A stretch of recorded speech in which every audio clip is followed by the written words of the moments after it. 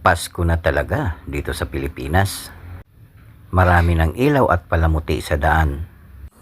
Napadaan ako sa isang lugar dito sa Ortigas na talagang nakakamangha ang mga ilaw na nakakatawag pansin.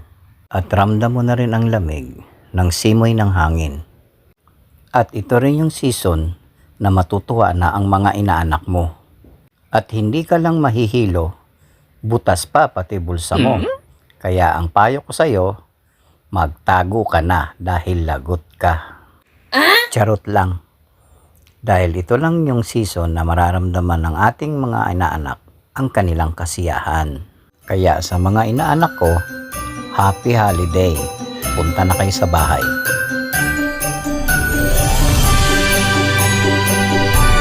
At dito, lalo kong naramdaman ang Pasko. Ho, ho, ho! Merry Christmas! Ho, ho, ho! Merry Christmas! Ho, ho, ho! At dahil dito, hindi na mapipigilan ang damdamin ng Pasko.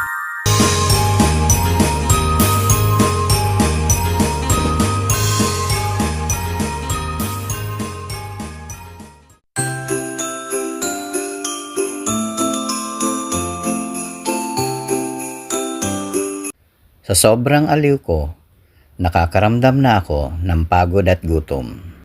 At dito, nagpasya na kaming kumain. At dito na kami kumain sa North Part. At ito ang ulam na gusto ko. Beef tendon.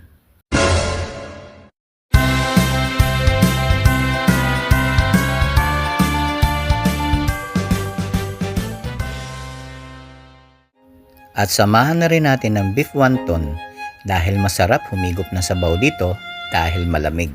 Wow! Tara guys, kain na muna tayo. Galit-galit muna tayo. Tirahin ko na to at baka tirahin pa ng iba.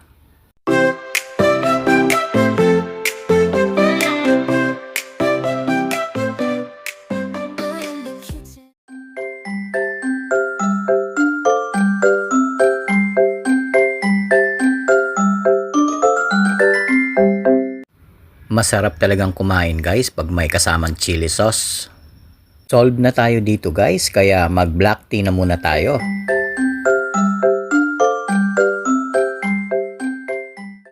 Kung nagustuhan mo ang content ko guys, pusuan nyo naman ako.